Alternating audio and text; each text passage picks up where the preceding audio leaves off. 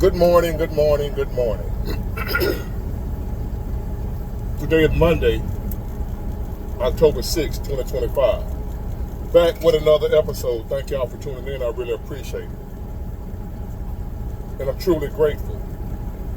I really appreciate it. I'm truly grateful.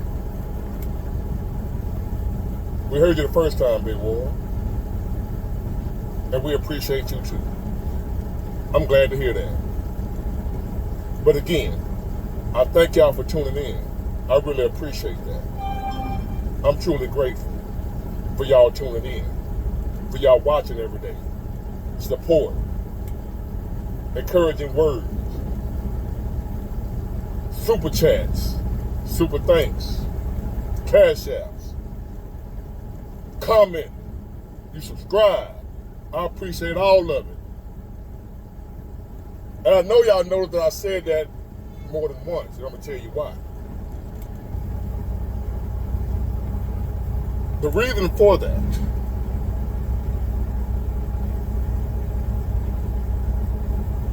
I'm feeling a little frustrated. Not a little, a lot. A little discouraged. Yes, even I feel discouraged sometimes.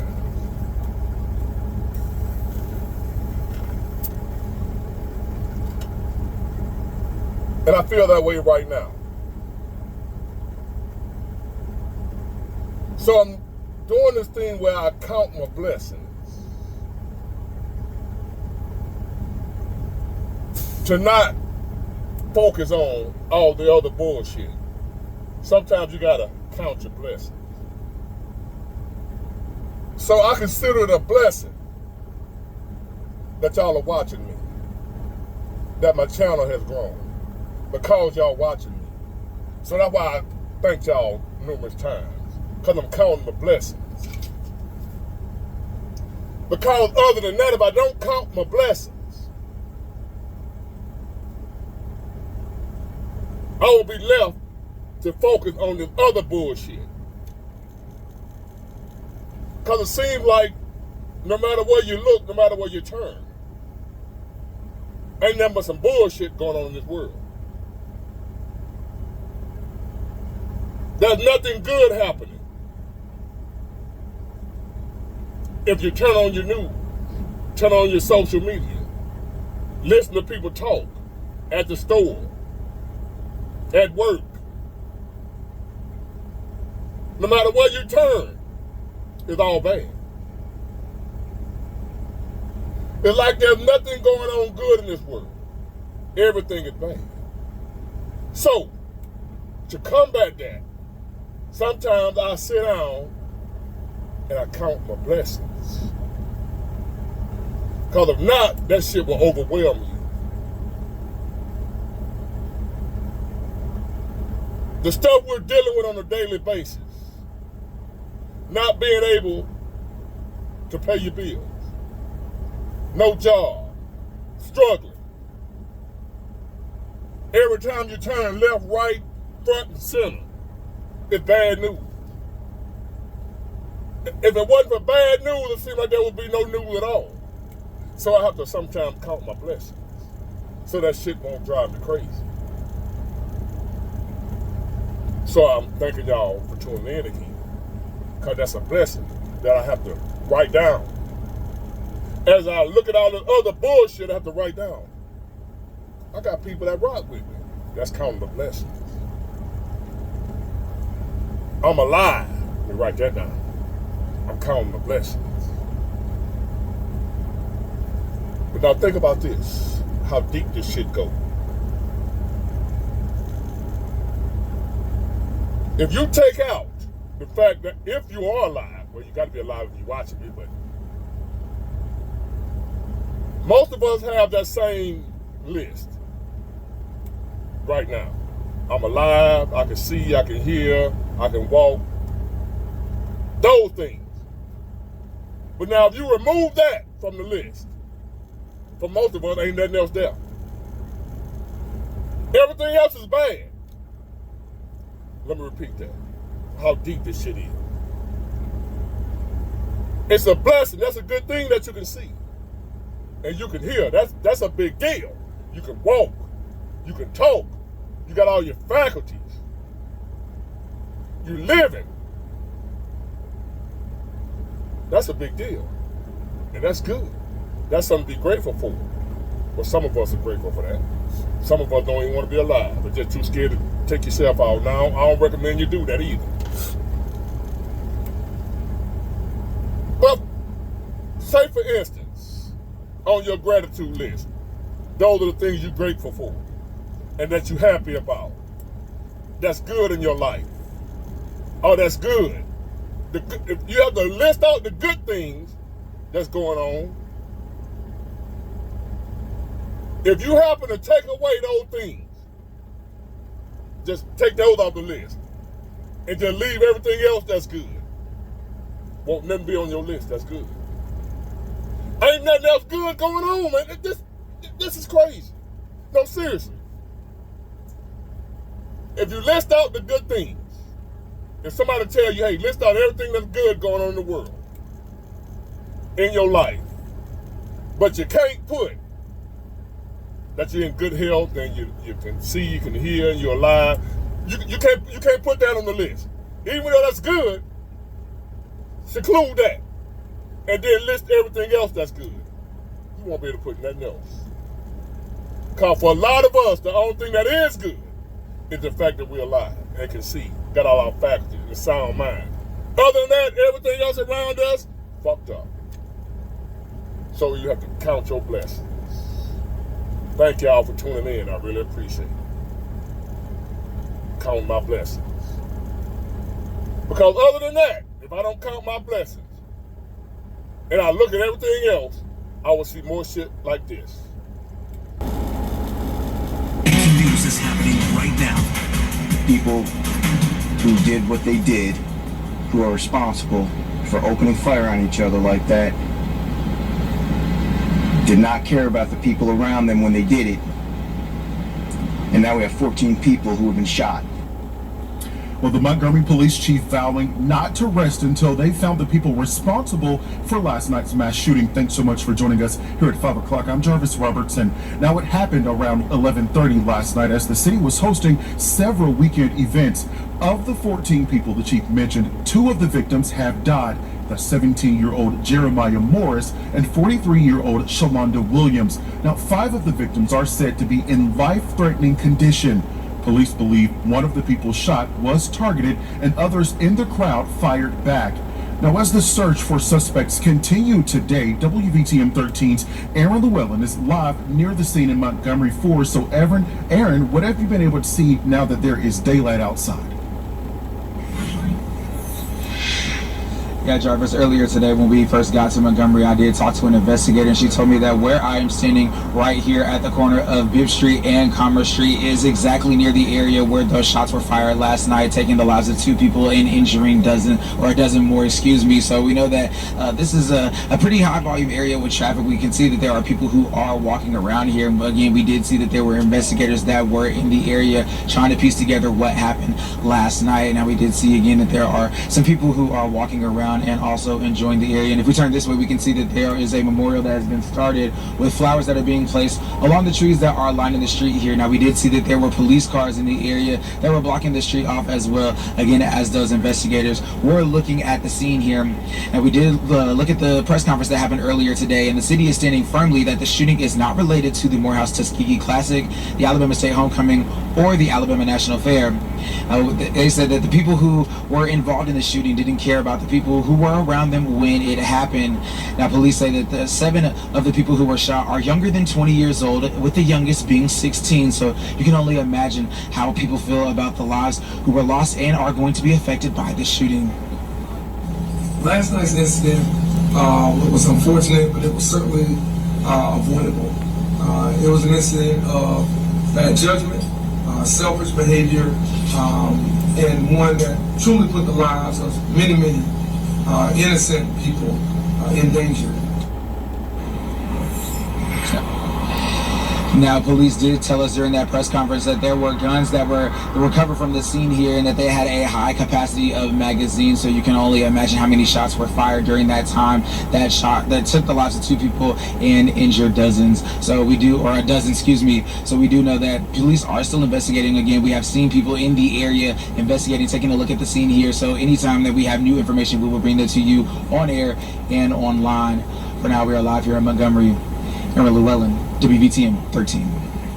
Agencies are offering a reward of at least $50,000 for information that does lead to an arrest. Right now on our website, you can find all of the developing details on this shooting. That's also where you can find today's full news conference from the Chief of Police and the Montgomery Mayor. You can.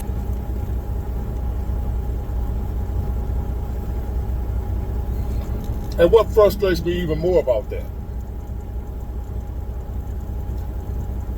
they were black.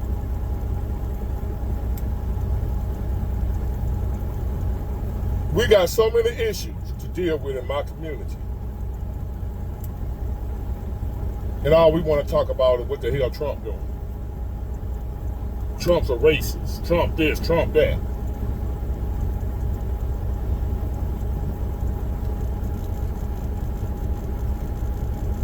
And when I call out stuff like this, here come the Democrat attack dogs, the black ones.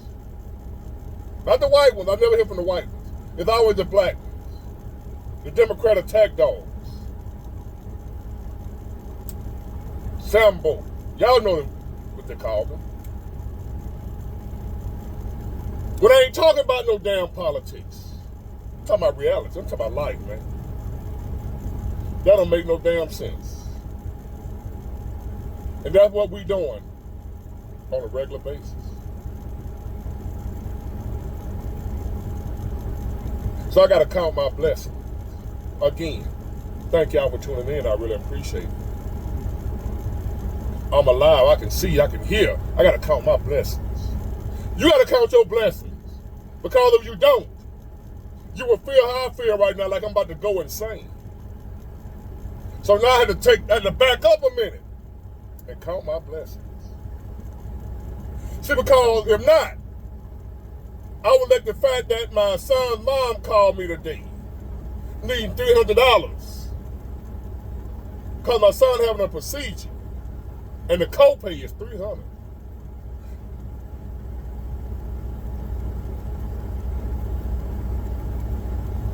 And I just gotta have it. I gotta count my blessings. Cause that shit run me crazy. But I call myself not blowing no money, not wasting no money. I ain't gonna do this, I ain't gonna do that. I see stuff that I wanna buy, I ain't gonna buy it. Cause I'm struggling, I'm talking about, I got more money than bills.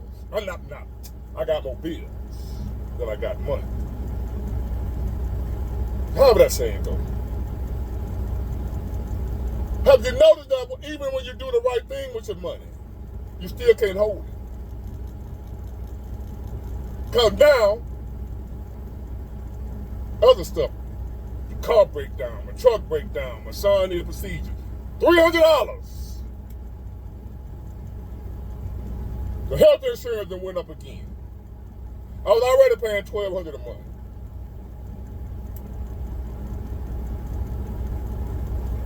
So I need to count my blessings. Because when I look around again, I see this. I'm Peter Maxwell at Wayne State, and joblessness is not just affecting bank accounts, it's impacting mental health. And those who I spoke to say they're not giving up hope just yet, and some are becoming creative. The biggest thing that I have regret for is going to college, because I feel like I got myself a lot of debt for nothing. It's been just puzzling on how have I struggled when I've helped like thousands of people get into jobs. College graduates with years of experience in the workforce are having a difficult time finding full-time employment in their field. It's been hard. It's been really hard. For 15 years, 40-year-old Miles Alters was a job recruiter, helping people find jobs out of college. But for the last year, he's been out of a job and looking for work and feeling the strains of long-term unemployment. sending out over 1,100 resumes and barely getting any responses. The past year being unemployed, it's taken a toll, not just on me, but on my whole family. But Miles isn't the only one with a college degree facing this dilemma. 32-year-old Maya Reed is also feeling the pain and says this is the biggest obstacle. They don't want to train, and that's the biggest problem I have with finding a job. According to the U.S. Bureau of Labor and Statistics, nearly 26% of people in August of this year were unemployed for 6 months or longer. And those with a bachelor's degree, the unemployment rate was 2.6%. And for both Maya and Miles, the endless applications is taking a toll on their mental health. Miles says a lot of what he did for work was part of his identity. When that job ended, I suddenly found myself kind of left out, feeling like I was out of place.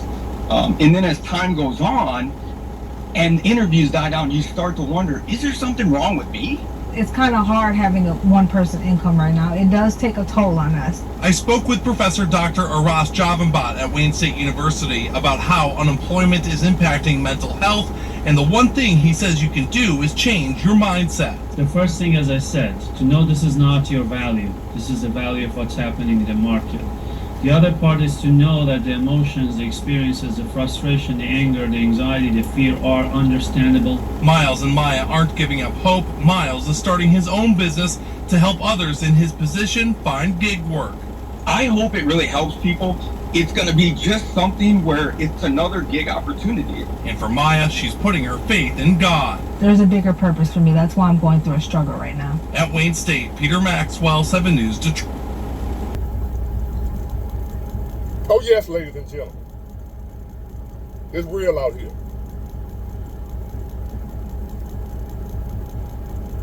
Find something positive to talk about, Big Boy. You're too negative, Big Boy. Tell us something good, Big Boy. And to y'all I say, I truly want to. I want to. I wish I could. I understand. I feel where you're coming from. But see, here's the deal. Here's the deal. You want me to tell you some good news because you can't find none. You hoping to come to me and I can tell you something good that you don't know about. Why do you need me to tell you something good? Why do you need me to stop talking about doom and gloom? Why don't you tell us something good? That's why you're disappointed, because you can't find none. And you're hoping you can come watch me. Maybe some YouTuber can tell you something good. Maybe I found out something you don't know about that's good. I'm sorry to tell you. It's effed up out here, if you ain't already know. Thank y'all for tuning in. I really appreciate it. Yes, I got to count my blessings. Count your blessings. That's what I can tell you good. Count your blessings. Even if it's just you woke up this morning. Some of us, that's all we got. You woke up this morning.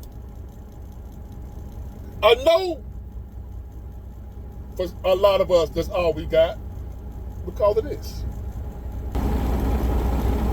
The majority of Americans don't make enough money to cover some of the basic costs of living, like healthcare and rent. It's called the affordability gap. For tonight's interview, we're joined by Gene Ludwig, founder and chairman of the Ludwig Institute for Shared Economic Prosperity, which authored the new report. Gene, thank you for being with us. What's the key takeaway from your report? John, the key takeaways, you might say, are three. Number one, 60% of Americans and less fortunate even can't meet a minimum quality of life standards. So 60% of Americans can't afford a minimum quality of life, point one. Point two, things are getting worse, not better.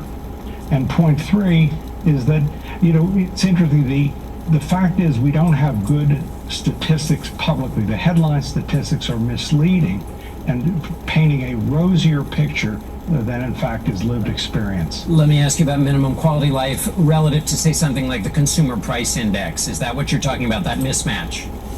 That's exactly right. In other words, the indexes that are out there right now are really survival indexes. They're valuable. They tell us something. We have one at LISA, that is the Ludwig Institute for Shared Economic Prosperity, which I represent. And but they don't tell us, really the kind of life that is the basic life you need to come up to the American dream, to make life better for yourself. The report shows an income gap, and we're going to put a graphic up on the screen, between the top 20% of earners and the bottom 60%.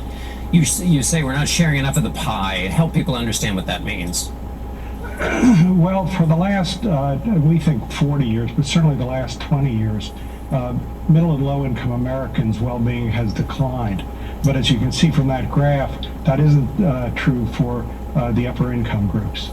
And also, let's look at some specific things that used to make up the American dream. Housing is up 130% since 2001. Healthcare, 178%. The amount of savings needed to attend college, 122%.